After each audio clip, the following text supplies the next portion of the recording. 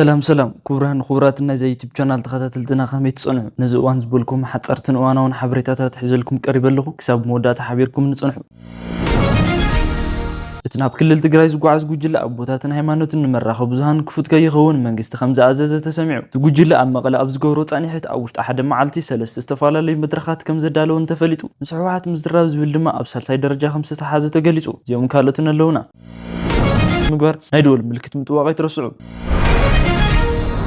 اتناب تجراي زقعز جوجلا أبوتات هيمانوتن مرة بزهان كفوت كي يخون منجست خمسة عزازة تسمعوا تجوجلا أما غلا زجورو عني حت أوشت أحد معلتات سلست استفالة اللي مدرخات كم زدالو انت فلتو مسحوات مزدراوز بالدماء أبسال ساي درجة خمسة حازة تجلسوا دام مستر أبي أحمد دقفت خيناتن أبز جبرو وقعت دقاقي مخابز زاروم نجرات شمقلنا لي أخنيرة لوم والنيرة زبل حدا خبأتهم إذا انت زي كوين كدام مستر كونات كي كايدو كل ما نخلو بحلو ويبجنز زي مركز خزبي دني لوم زأمنو أبوان وجيجن بشما قل اللي مين نيرة يناولو يزارو أو تبي استخايدو خلهم كناتات دو كلو وين زي تخفلوا واجا من كايز خلو عدلات كم زبالاشون اتهم لما ومساهات كزارو يسمع أب إيرترام سراوي تحرنت أورومز جورو وسمع تجبر أو خجبرو مش ما قلتات هاجر كل ما نزجورو قدام مستر أبي فقدني أبزي مخانم أورمي أبز حلفش دش عمتات أو دم خوينات كوين قصل كوين أب كل التجرا يستخايد خوينات دو كبل استفال اللي أكلات كحتو خلو فقدني أبزي مخانم بحل زنبرك خوه هزبي لني لهم بموسان أب كفله زمن اتزعبيه الكت علم زت أنا جد خوينات كولد مخنات كوينهم بتمساسالي أب كل لما حرز كيد زلو خوينات دون مالشم قلناتاتن ناوم كل أخوز فتنو سبات أبدر رجازوان وردان إمبر مساي سلمنتاي تموت إلهم أب برلمان مزرة نيجي سبيت زخانات اللشم قلناتات فقدني قم زي كنا قلت تسمعهم انت خونا بتلمون ناي بروباغندا سرحم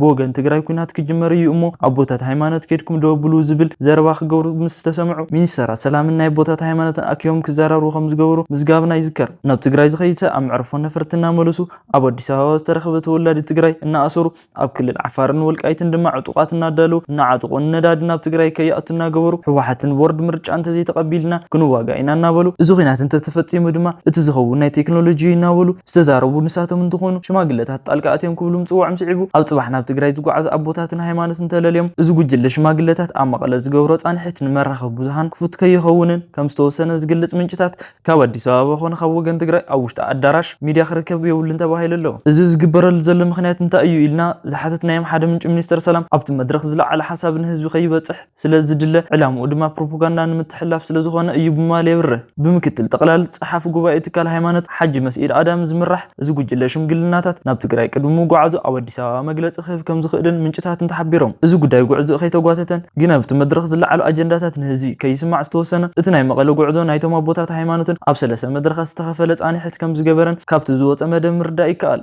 ኣብ ዝመጽእ ረቡዕ ንግሆ መቐለ ምስ በጽሑ ድማ ካብ ሰዓት 3 ጀሚሮም ምስ ሓለፍቲ ግዝያዊ መንግስቲ ክልል ትግራይን ከም ዘራረቡ ዝተፈለጠ ኮይኑ ካብ ሰዓት 5 ክሳብ ሰዓት 7 ዘሎ ግዜ ድማ ምስቶም ኣብ መቐለ ዝነብሩ ዲያስፖራ ንምዝራብ ዕለት ከም ዘለዎም ተሰሚዑ ድሕሪ ሰዓት ኣብ ዘለዎም ግዜ ድማ ካብ ሰዓት 8 ክሳብ ሰዓት 10 ዘለው ግዜያት ውሽጢ ንመራሕቲ ሕወሓትን ንምርካብ ዕለት ከም ዝተሓዘ ተፈሊጡ ከምዚኦም ዝበሉ መድረኻት ንመራኸብ ብዙሃን ስለምንታይ ተኸቲሎም ኢልና ዝሓተትናዮ ሓደ ላዕለዋይ ሰብ መዚ ሚኒስተር ሰላም ድማ ዕላምኡ ጉዕዞቶም ሽማግለታት ሰለስተ እዩ ይብል ሓደ ካብ ወገን ትግራይ ናብ ኩናት ምድላው ከም ዘሎ ንኻልእ ኢትዮጵያዊ ምርኣይ ብምንጋር ምጥንቃቕ ክልተ እውን ቀዳሚ ሚኒስተር ኣብይ ዝሓሸ ወታደራውን ዓቕሚ ምድላው ከም ዘለዎ ብምንጋር ምጥንቃቕን ሳልሳይ እውን ብቶም ሽማግለታት ለሚና ስለሚና ነይረ የብዝብል ፕሮፓጋንዳ መደላደል ንምፍጣር ብምዃኑ ብወገን ትግራይ ኣሚነ መከራኸሪ ከም ዝለዓለ ንጥፈታት ኩናት ናብ ቀዳሚ ሚኒስተር ዝረኣዩ መርትዖታት እውን ስለዝቐርቡ ምቅላዕ ስለዘልዩ ይብሉ ካብቶም ኣቦታት ሃይማኖት ውሽጢ ካብ ጠቕላሊ ቤት ምኽሪ እስልምና ብተወሳኺ ኡስታዝ አቡበክር ሓጂ ኢብራሂም ከም ዝጓዓዙ ካብ ቤተ ክርስቲያን ተዋህዶ ኦርቶዶክስ ድማ ኣቡነ ሳዊሮስ ኣቡነ ፊሊጶስን ከም ዝተኻተቱ ምዝጋባይ ንርስዕን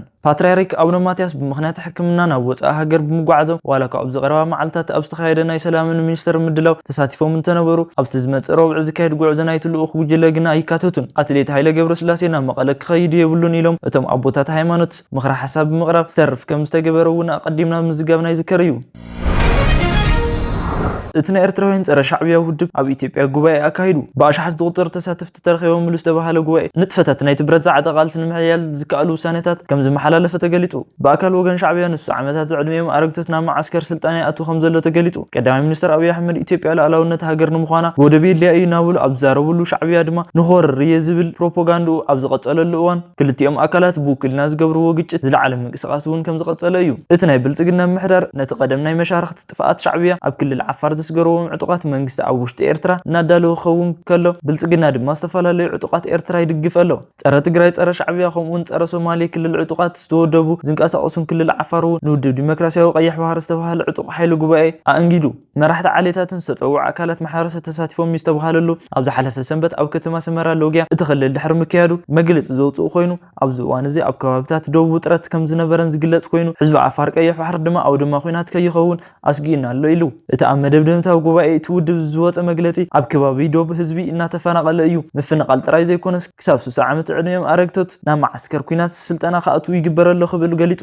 ንህዝቢ ዓፋርና ጎረባብቲ ሃገራት ከይወፁ ደዋት ብምዕፃው መከራ ይወርደሎ ክብል እውን ገሊጹ ህዝቢ ቀይሕ ባህር ዕድሉ ብገዛእ ርእሱ ንምውሳን ክንቀሳቀሰሉ እዩ ዝብል ኮይኑ ንትካላት ኤርትራ ሓዊሱ ኣህጉራዊ ማሕበረሰብ ኣብ ጎንና ደው ክብል እውን ፀዋዒ ተቕርዮም ፕሬዚዳንት ውድብ ዲሞክራሲያዊ ህዝቢ ዓፋር ቀይሕ ባህሪ ኢብራሂም ሃሩን ዝምድና ኢትዮጵያን ኤርትራን ዝተበላሸወሉ ኣብዚ እዋን እዚ ብፍላይ ኣብቲ ዝዋደብ ከባቢ ዘሎ ህዝቢ ገና ካብ ሕጂ ከቢድ ፈተና ይሕልፍ ከም ዘሎን ጀርመን ድምፂ ዝተዛረቡ ኮይኖም ተምሃራይ ኮነ ኣረጋዊ ናብ ማዓስከር ኩናት ይጓዓዝ ዘሎ ክብሉ ኣረድዮም ህዝቢ ናይ ከፋፈል ደው ዘሎ ህዝቢ ድማ ብሙኹዓት ምሽጊ ስደድ ኣሎ ካልእ ድማ ናይ ሓይልታት ኩናት ተባሂሉ ድማ ድዕሉ ሱሳ ዝኾኑ ሽማግለታት ናብ ሜዳ ክወፁ ተገይሮም ተምሃሮ እውን እቲ ዝተረፈ ውሕድ ህዝቢ ድማ ናብ ማዓስከር ክውሰድ ተገይሮም ህይወት የጥፍአሎ ደው ባሕሪ ኢትዮጵያ ክፈርስ ከሎ እዚ ስደት እዩ ዘሎ ስለዚ ስደት ይኣክል ነዚ ስራሕ ገዲፍና ክንቃለስ ኢና ካልእ ድማ ካብ ኩሎም ቀይሕ ባሕሪ ዓፋርን ትግራይን ክለዓል እዩ ኣቶ ኢብራሂም እቲ ኣብ ኤርትራ ዘሎ ምሕዳር ኢትዮጵያን ኣብ ወደብ ቀይሕ ባሕሪ ክትጥቀመሉ ድሌት የብላን ብምባል ነቲ ስርዓት ብምቅላስ ድሌት ዝውን ከምኡ ናይ ኢትዮጵያ ንምርጋጽ ንኦም ጽቡቕ ኣጋጣሚ ምዃኑ ኣብ ርእይቶኦም ጠቂሶም ሰራዊት ምክልኻል እስራኤል ኣብቲ ጋዛ ዝፈጸሙ መጥቃዕቲ ናይ ቴክኒክ ጌጋን ፍጻሙ ኣሚኑ ትማሊ ኣብ ማእከላይ ጋዛ ማይ ንምቕዳሕ ኣብ ዝጽበዩ ዝነበሩ 6 ህጻናት ሓዊሱ ልዕሊ 10 ሰባት ብመጥቃዕቲ ኣየርን እስራኤልን ከም ዝተቐተሉ ምግላጹ ይዝከር ሬሳታት እቶም ዝሞቱና ሆስፒታል ንእስራኤል ዝተለኣኸ ኮይኑ 7 ህጻናትን ሓዊሱ 16 ተጎድኡ ሰባትን ከም ዝተሓከሙ ሓደ ሰብ ሞያ ሕክምና ተዛሪቡ ኣብ ጥቓ መዕቆቢ ማይ ማዓስከራት ስደተኛታት ኣልኖስራያት ባዶ ጀሪካን ሒዞም ኣብ ዝተሰርዑ ሰባት ሰራዊት እስራኤል መጥቃዕቲ ፈጺሙ ሰራዊት እስራኤል ድማ ኣብቲ ሽበራ ዝብሉ ኣካል ዒላማ ዝገበረ መጥቃዕቲ ኣብ ዝፈጸመሉ እዋን ናይ ቴክኒክ ጌጋ ኣጋጢሙን ብምባል ነቲ ጌጉ ኣሚኑ በዚ ምኽንያት ተተኳሲ ካብቲ ዝተሓሰበ ቦታ ሜትራት ርሒቑ ክወድቕ ከም ዝኸኣለ ብምባል መብርሂ ሂቡ ምክልኻል እስራኤል ነቲ ዝተፈጸመ ግምግም ከም ዘለዎ ነፍሊጡ ንሕጂ ዝኣክብ ናይ ማሕበሬታታት ነዚኦም ይመስሉ ነይሮም ሰናይ መዓልቲ